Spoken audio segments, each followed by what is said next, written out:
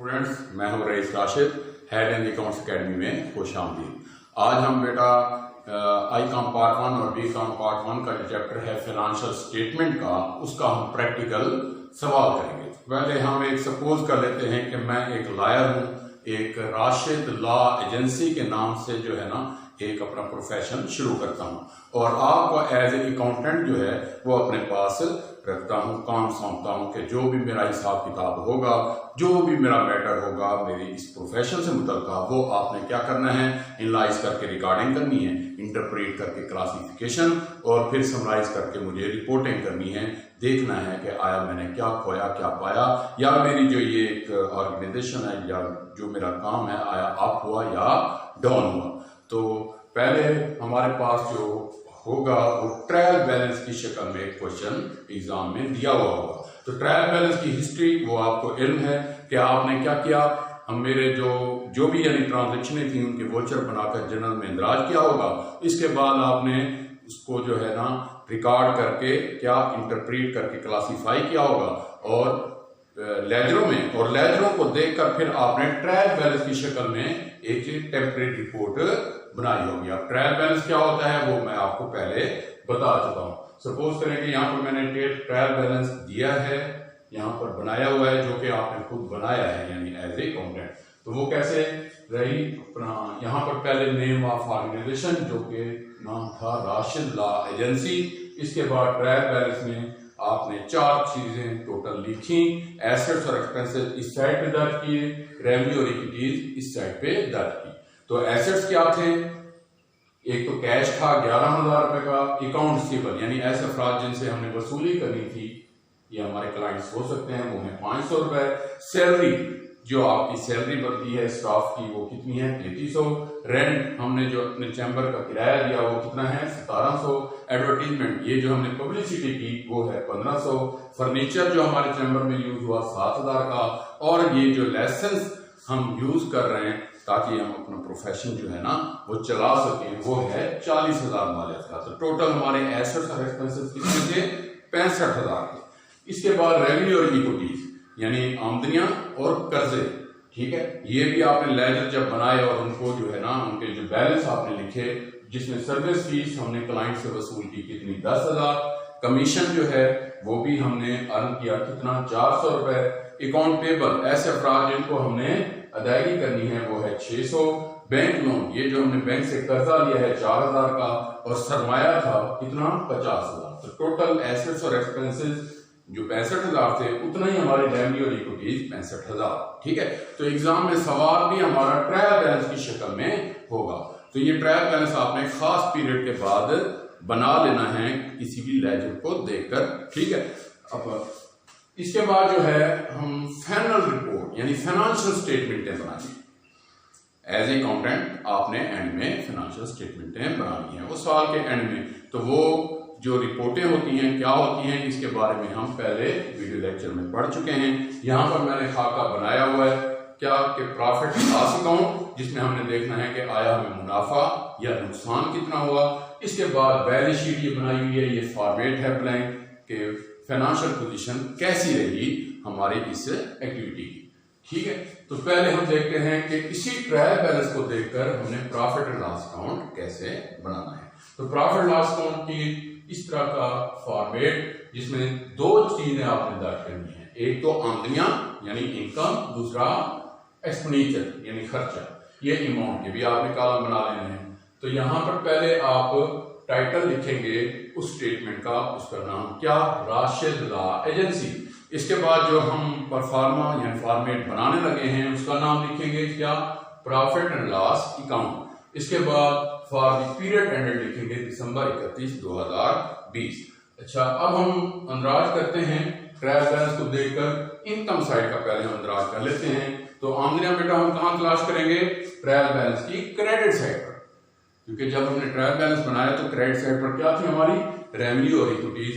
तो हम रेवेन्यू कहां से तलाश करेंगे ट्रायल बैलेंस की क्रेडिट साइड पर। मसलन सर्विस फीस हमने वसूल की 10,000, ये हमने इधर लिख लेनी है, ये मैं लिखने लगा हूं सर्विस फीस, ये है बेटा 10,000। अच्छा, इसके बाद और क्या सी आमदनी थी जो हमने कमाई, वो है कमीशन। कितना है जी, 400 रुपए। ये भी मैं इस साइड पे लिख लेता हूं।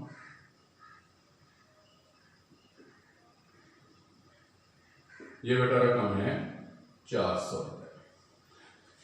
इसके बाद अकाउंट पेबल इक्विटी है, बैंक लोन इक्विटी है, कैपिटल भी इक्विटी है। तो आमदनियां यानी रेवेन्यू जो है ना सिर्फ दो थी, एक सर्विस फीस और एक कमीशन जो हमने इस साइड पे ली थी।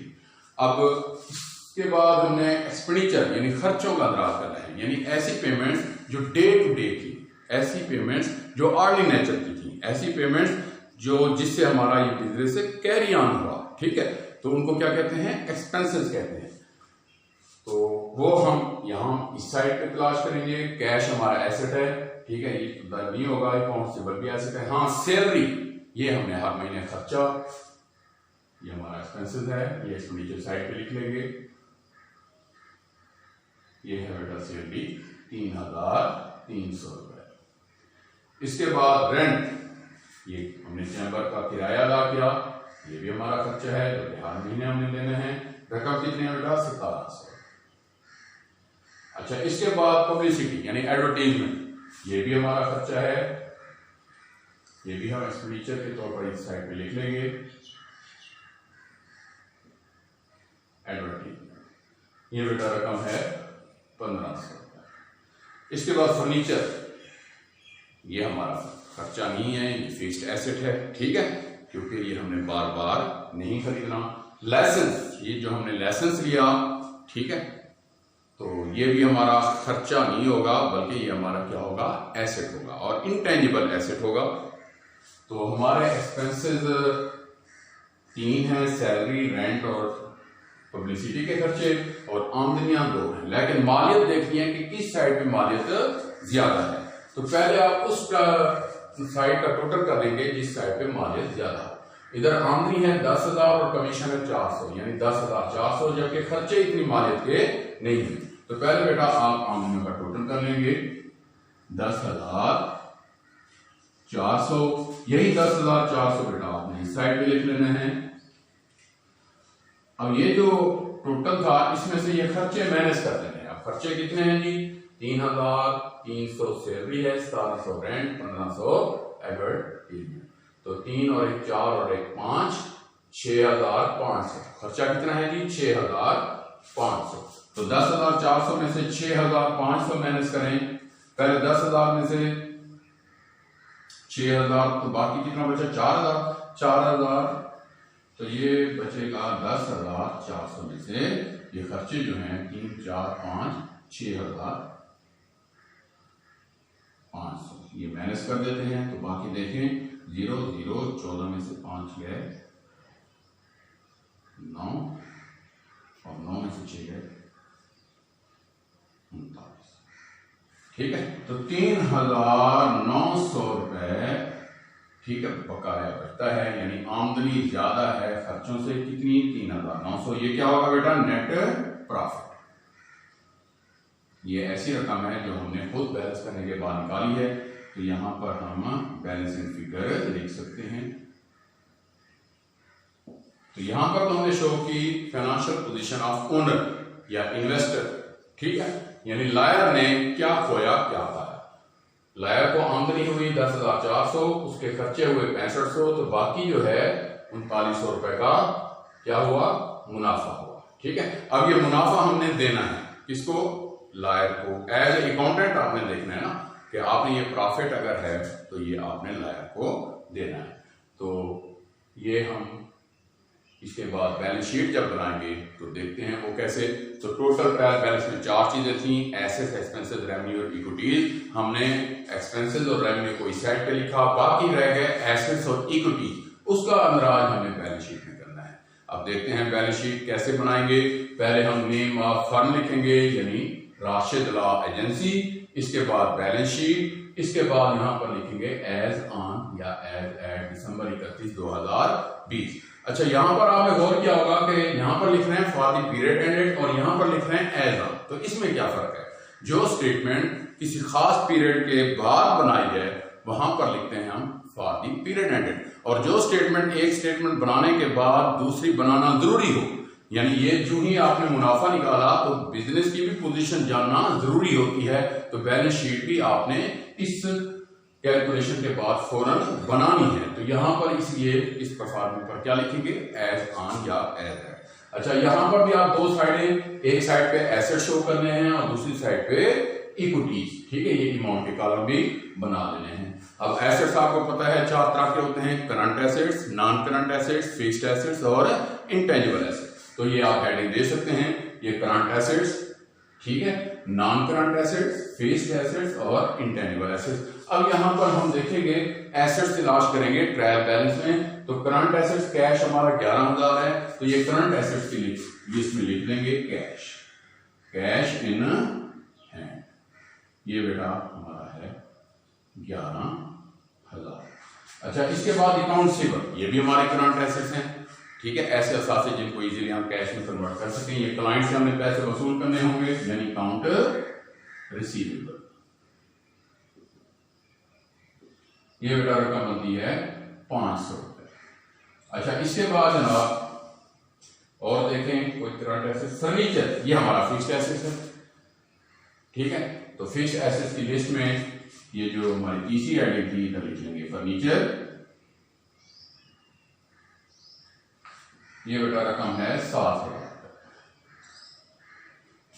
इसके बाद लाइसेंस, ये क्या है हमारा, ये भी एसेट है, लेकिन कौन सा एसेट है, इंटेंजिबल एसेट, ऐसा सासा जो नजर तो नहीं आ रहा लेकिन हमारी ऑर्गेनाइजेशन में बड़ा अहम रोल अदा कर रहा है। तो ऐसे सासे को क्या कहते हैं, इंटेंजिबल एसेट।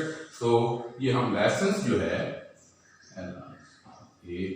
ये इंटेंजिबल एसेट की लिस्ट में लिख लेंगे, कितनी रकम है, 40,000। अब ये तो हमने एसेट दर्ज किए, इसमें नॉन करंट एसेट्स कोई नजर नहीं आ रहा, ठीक है, तो यहां पर नॉन करंट एसेट्स के सामने नील कर दें आप, या ये भी है कि आप ये हेडिंग देते ही ना, सिर्फ करंट एसेट शो करते, फिक्स्ड एसेट और इंटेंजिबल एसेट, ठीक है। हाँ, अगर आपने हेडिंग दी हुई है तो यहां पर सामने नील कर देंगे। तो ये है टोटल बेटा एसेट्स जो हमने दर्ज किए। अब देखते हैं इक्विटी साइड पे, तो वो अंदराज हमने कैसे करना है, वो भी हम ट्रायल बैलेंस की क्रेडिट साइड, यानी कि जो रेवेन्यू और इक्विटीज थी इस साइड को देखकर हमें ये अंदराज करना है। तो यहाँ पर सर्विसेज हमारी आमदनी है वो हम इधर लिख चुके हैं, कमीशन भी हमारी आमदनी है ये भी लिख चुके हैं। अकाउंट पेबल ये वाजिबात है, शॉर्ट टर्म लायबिलिटीज में आएगी कितने, 600 रुपए, ये करंट लायबिलिटीज भी कहते हैं, शॉर्ट टर्म लायबिलिटीज भी कहते हैं, अकाउंट पेबल, ये बेटा रकम बनती है 600 रुपए।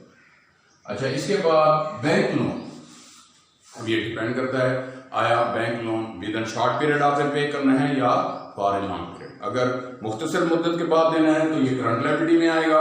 अगर आपने ये लोन जो लिया हुआ है 2-4 साल के बाद लौटाना है तो ये फिर नॉन करंट लायबिलिटी में आएगा। सपोज करते हैं कि ये कर्जा हमने 2-4 सालों के लिए लिया हुआ है जिसकी मुद्दत जाएगी 1 साल से ज्यादा पीरियड की है, तो इसे हम नॉन करंट लायबिलिटीज की लिस्ट में लिखेंगे बैंक लोन,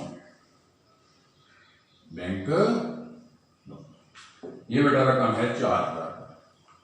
अच्छा, इसके बाद जनाब कैपिटल, ये क्या है, ये ओनर इक्विटी है, ये ऐसे वाजिबात हैं, ऐसा यानी ऐसी अमाउंट है जो आपने एज ए अकाउंटेंट ओनर को हिसाब किताब देना है, यानी आपने एज ए अकाउंटेंट मुझे एंड में हिसाब किताब देना है कि जो मैंने शुरू में सरमाया लगाया था, ठीक है, वो कितना है जो इस फर्म ने मुझे देना है। तो कैपिटल को हम ओनर इक्विटी की लिस्ट में लिखेंगे। अब ये ख्याल कीजिएगा बेटा, कैपिटल में कोई रद्दोबदल भी होता है, प्रॉफिट है तो वो भी हम कैपिटल में एडजस्ट करते हैं, अगर लॉस हुआ है तो वो भी कैपिटल में एडजस्ट करेंगे। एडजस्ट कैसे करेंगे, अगर प्रॉफिट है तो इस फर्म ने, इस एजेंसी ने, इस लॉ एजेंसी ने मुझे देना है, ठीक है, तो ये आप अलग से अदायगी नहीं करेंगे बल्कि मेरे कैपिटल में ऐड कर देंगे। हाँ, अगर लॉस हुआ है मिसमैनेजमेंट की वजह से, ठीक है, तो ये फिर मुझे रकम एडजस्ट करनी पड़ेगी, मेरे आपने खाते में एडजस्ट करना है, यानी कैपिटल से क्या करना है, मैनेज करना है। तो यहां पर कैपिटल की रकम थी 50,000, ये पहले इसलिए हम लिख लेंगे, ये अमाउंट के कॉलम में अंदर नहीं लिखेंगे बल्कि ये जरा पहले लिखेंगे। तो इसमें नेट प्रॉफिट हुआ है जो यहां पर हमने मालूम किया 3900, ये हम इसमें ऐड कर देंगे नेट प्रॉफिट, ये बेटा रकम है 3,900।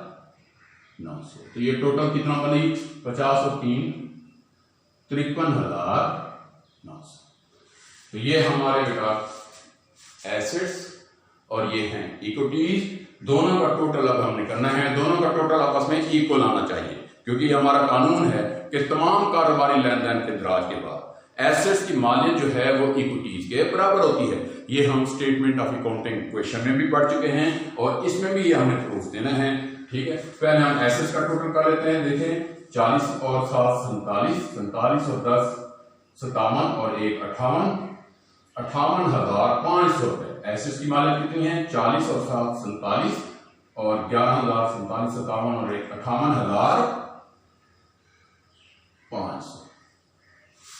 अब यही चीज आपकी इक्विटी साइड पे भी इक्वल होनी चाहिए। कितनी? 53,900 और 4,000 कितना हो गया? 53, 54, 55, 56, 57,000।